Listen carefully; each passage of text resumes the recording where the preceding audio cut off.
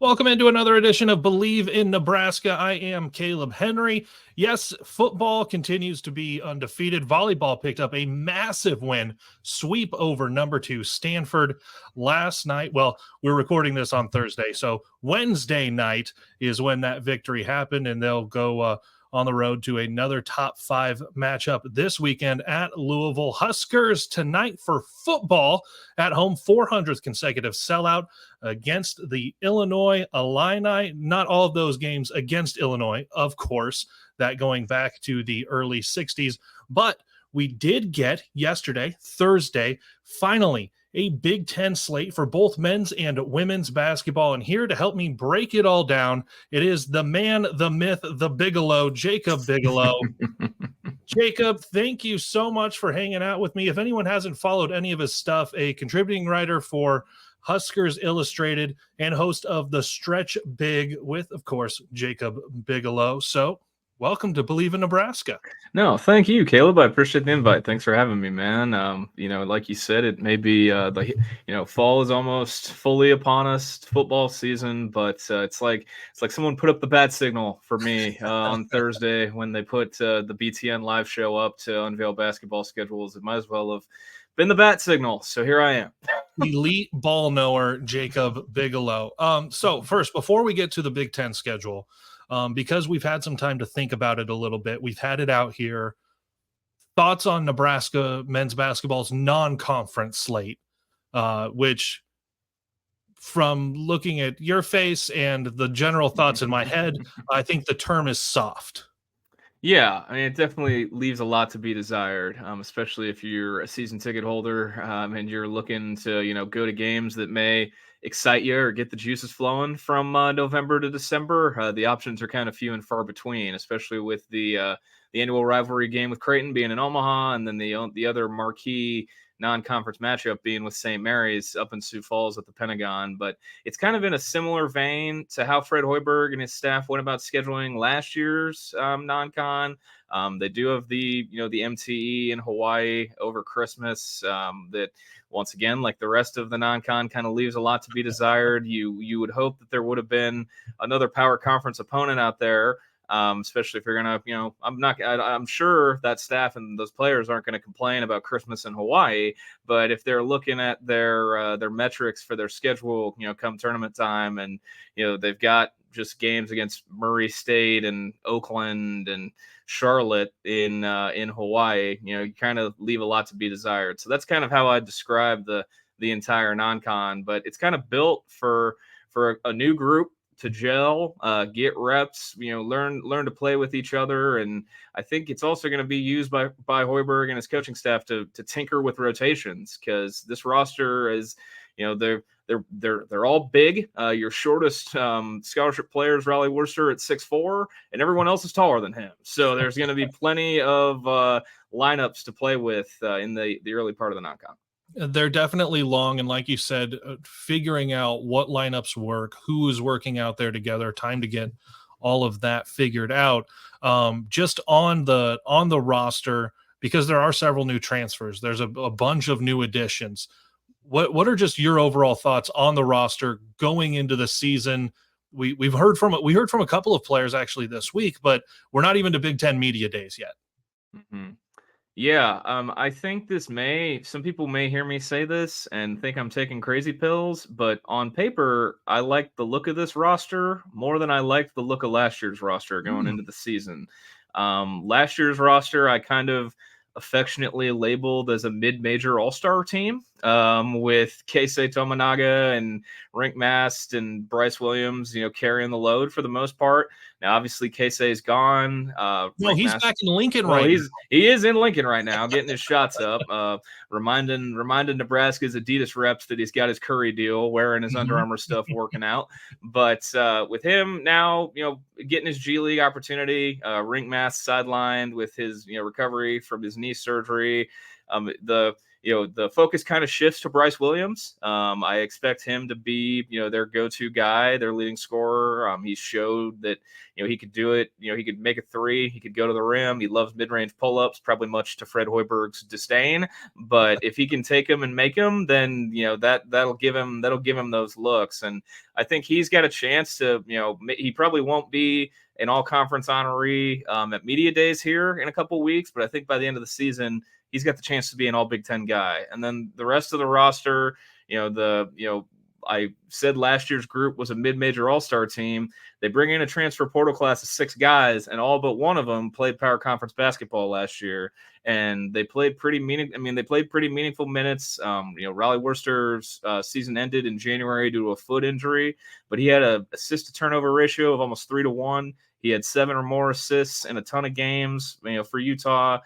He's played a lot of basketball for Craig Smith, and to play for Craig Smith, you got to be smart. The interactions I've had with Coach Smith, with our connections and the Tim Miles coaching tree, you got to be smart to play for Craig Smith, and you also got to be smart to play for Fred Hoiberg. So I think Raleigh Worcester coming in to be the point guard, the straw that stirs the drink, that's something to look forward to. And how about this post depth? They've got legitimate, finally feel really big inside. Yes, they've got actual, you have a true 7-footer who you can just park in the post and have him in drop coverage and say, you're here to block shots. Go do that in Braxton Mia.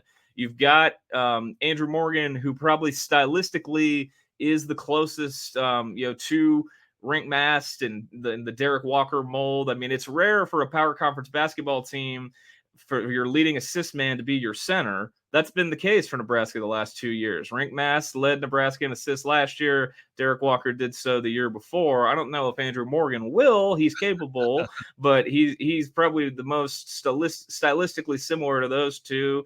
And then there is Berke. Butte and Jill. Yep, there you go. You nailed it. Good for you. So, they've got actual legitimate options, to play inside. They could play really big. They could play small ball with Berke at the 5 and, a bunch of, longer, forward, 2-3 type guys, 1 through 4. There are plenty of options to work with for this roster, and that's part of why I like the way it looks on paper a lot. Some of this will depend on the schedule, which we'll pull up here in just a second, because that's the main reason to have you on to get your thoughts on how this lays out. But 18-team league, Nebraska, obviously, with it being 14 teams, had a really good finish last year. Mm-hmm. Right at the top, makes the NCAA tournament. Things look good. You feel really good. Now you have the West Coast teams. How does Nebraska, with a new roster, a few guys back, but a new roster, an expanded league, 18 teams, and just where does Nebraska and Fred Hoiberg slot into this conference here in 2024-25? It sounds like a cop-out of an answer because we've heard it so much these last couple of years talking about the Big Ten, and it's squarely in the middle. Now, how big is the middle of an 18-team Big Ten? It could be quite expansive, because I think there's going to be a couple good teams at the top of the Big Ten, but I think the Big Ten. And, this is not just, he's Husker guy, Big Ten guy. The Big Ten's going to be really interesting in basketball this year. I think it's going to be legitimately deep. I think there are only, 2, maybe 3 teams that I could see getting toward pushover territory by the end of the year. And, that leaves 15 other teams who I think are going to be capable of winning games on the road and, being on, squarely on the bubble or higher when we get to March. And I think Nebraska, their floor is around like 12th, 13th, I think. But their ceiling could be, I don't know about top 3 again, but it could be anywhere like 7, 6, like around there. They could sneak up anywhere in there, in my opinion. And that's just, I think it comes down to the schedule and how they come together. And then, if some guys not named Bryce Williams are making shots, especially from 3, that's kind of what I think is going to be the story of Nebraska's ceiling. With the 14-team league, if you were top 8, you thought you were at least you typically going to be in the conversation for the bubble. If you were higher than that, you were definitely in, unless you were an unlucky Nebraska team several years ago. With a 18-team league, are we thinking if you're top 10, you're at least on the bubble with the pedigree that USC, UCLA, Washington, and Oregon bring in? Yeah, that's probably a good point. I hadn't really thought about that yet, but you might be thinking if you're 10, you're in the conversation. You probably don't think you're in, but you're probably at least like, we're in the conversation. We're on the whiteboards in Indianapolis. Like, we're gonna be in consideration in some way, shape, or form if you're 10th or higher in this year's iteration of the Big Ten. All right, so let's take a look at that Big Ten schedule for anyone who has forgotten. So Nebraska and all the other teams, they will play a 20-game slate here. They'll get a couple of games in December while there will be some other non-cons thrown in there, but 20-game Big Ten slate. You'll play everyone in the league. There will be 7 that they play only on the road, 7 that they play only at home, and then 3 others that they'll get a home and away with.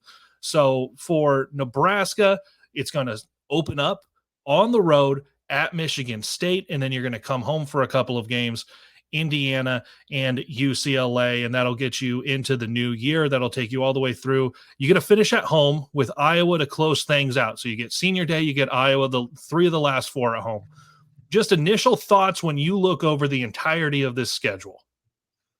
First half is hello. I mean, looking at that start. I mean, I think I saw a stat today that this is the 4th time in the last 5 years that Indiana has been one of the December games for Nebraska, either at home or on the road. Every year. Feels like every year, and it feels like it's either them or Michigan State. And well, why not both? So now that's who Nebraska gets right out of the gate, going on the road to the Breslin Center.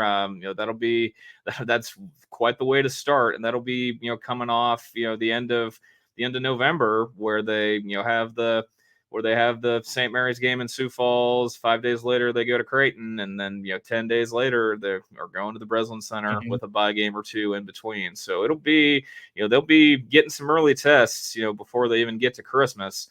And then I think that first 4, to start the slate in January, when you're really getting down to it, you welcome in UCLA, who, they missed the tournament last year, but before that they had gone Sweet 16, Final Four. So Mick Cronin's he's not a bad basketball coach, and he's reloaded through the transfer portal. And just the visual of UCLA basketball coming to Pinnacle Bank Arena to play a conference road game, that'll be pretty cool to see for a basketball dork sicko like me.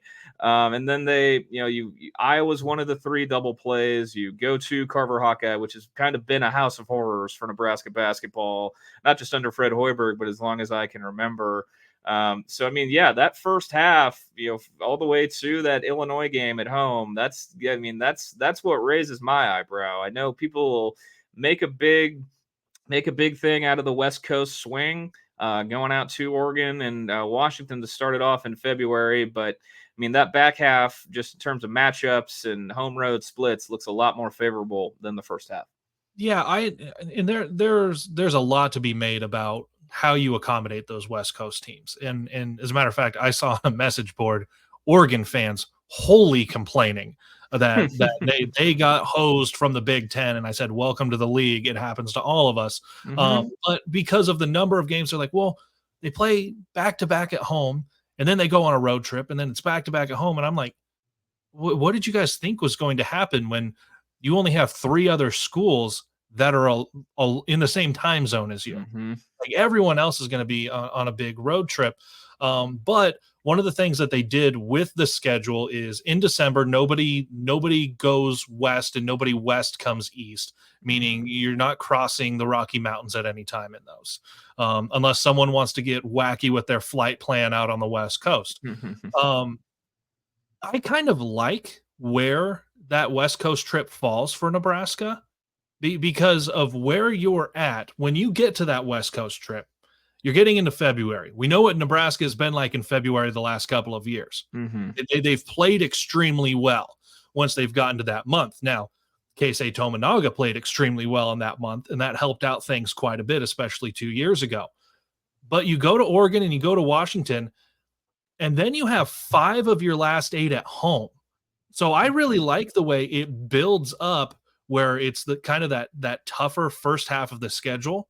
But then you go to the Pacific Northwest, and then you come home, and it's like, all right, yeah, you'll go to Northwestern, you'll go to Penn State, you'll go to Ohio State, but you get Ohio State, Maryland, Michigan, Minnesota, and then Iowa at home. Does that back half of the schedule make sense the way you're seeing that too? Yeah, definitely. And I think when you look at, you've got you've got the second, three with your three double plays there. Well, not even the second three. You got Ohio State twice in there. Mhm. Yeah, Maryland and Iowa are early, so you got Ohio State twice. That's and those road games. The aside from your trip to Eugene, those are three pretty sleepy road environments. Unless Northwestern somehow turns it up, and I don't think they will. By the way, when I talked about teams that I think will be pushovers by the end of basketball season, they're one, and the second big M on the bottom line there is the other team that I'm expecting to not be much. But I think that you go, yeah, you get the toughest road venues on the schedule out of the way in the first half. You get you get the first two your double plays out of the way. And then like you said, it lines up very favorable. 5 of your last 8, two of your three of your 4 weekend home games are also in that second half as well, with Ohio State, Minnesota, and Iowa. UCLA is the only other Saturday or Sunday home game for Nebraska this year, after they had 6 of them last season. But I think that that definitely lines up for. Obviously you got to get through the first half first, but if Mhm. you make it through the first half and you're beaten and you're bruised and you're battle tested, you look at the rest of the way once you're hopping on that plane to Eugene, and you're just like, I think I like where we're at. Yeah, and in that first half of the schedule, which I do think lines up more difficult, because someone went through, and I'm upset at myself that I didn't retweet it, so I couldn't find it immediately. But they went through and found every team's hardest 5-game stretch Yep. in the Big Yep. Ten, and for Nebraska, it's the first 5. Hmm. So you have those first 5. So the first half of the schedule wholly more difficult than the second half. But you get both LA teams in town. You get Illinois at home. You get Rutgers at home, and you have Indiana at home. Yep. Those road games are going to be those road games, because the Big Ten is tough to win on the road. But when you look at the games that, and we knew the home and road splits coming into this week anyway, because they had announced that a while ago. But does it look favorable for Nebraska in the matchups that they're going to have at Pinnacle Bank Arena? I think so. I think your toughest home draw is probably it's either IU or UCLA. I think is your toughest home draw, or Illinois. I think Illinois is still going to be really good, but Mhm. you don't have all night, so I don't need to tell you what I think of Brad Underwood as a coach. But I think the first two, and It's Illinois football week. We can spend yeah. all night on Fighting Illini. Yeah, but those first two, funny enough, the two most historic, logos on this sheet, IU and UCLA. I think those are going to be the two most daunting home matchups, in my opinion. Looking at the league from top to bottom, and then the other part of this, people may like hearing this, they may not. There are going to be 4 Omaha Metro kids playing in the Big Ten this year. None of them are going to be playing for Nebraska, but you will see all 4 of them on Nebraska's schedule by the end of January. The first game against Michigan State, you'll see Frankie Fiddler, Will Kyle and UCLA come to PBA, St. Thomas and USC come to PBA, and then on the road at Wisconsin is where my fellow Central Eagle John Tanjay will wrap up the slate of Omaha Metro products on the Big Ten schedule. And a Husker transfer won't be coming back to Lincoln because Nebraska is at Washington.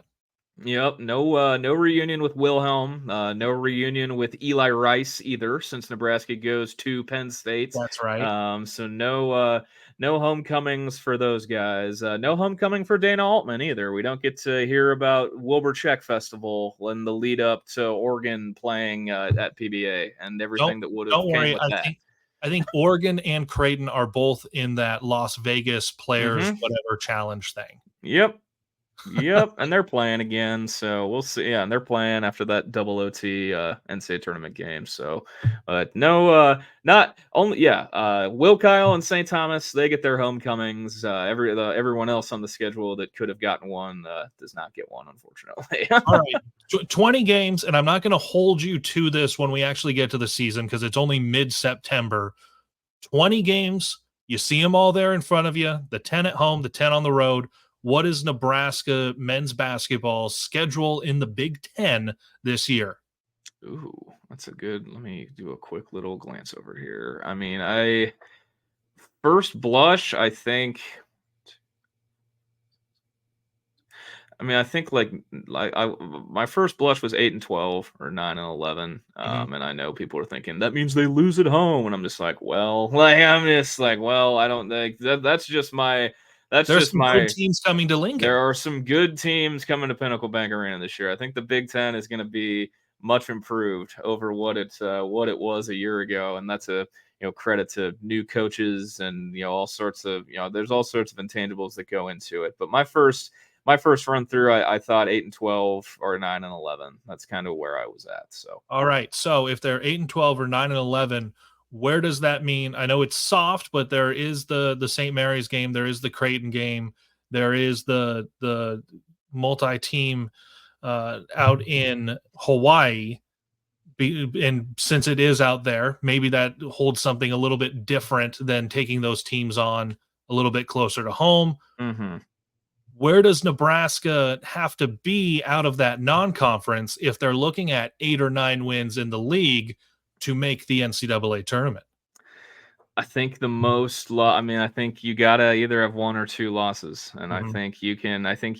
You can stomach a loss to Creighton, and some people won't be able to stomach it. But I mean, it's a road game in Omaha Friday night. You got you if you win that game, then that's your biggest resume booster possible. And then St. Mary's on the neutral. St. Mary's, as long as Randy Bennett is there, they'll have good numbers, they'll have good metrics, but. I think I don't want to say you pencil in a loss to Creighton, but you look at that non-con and you're just like, well, you go from playing UT Rio Grande Valley and Bethune-Cookman to playing Creighton. It's a little bit of a step up.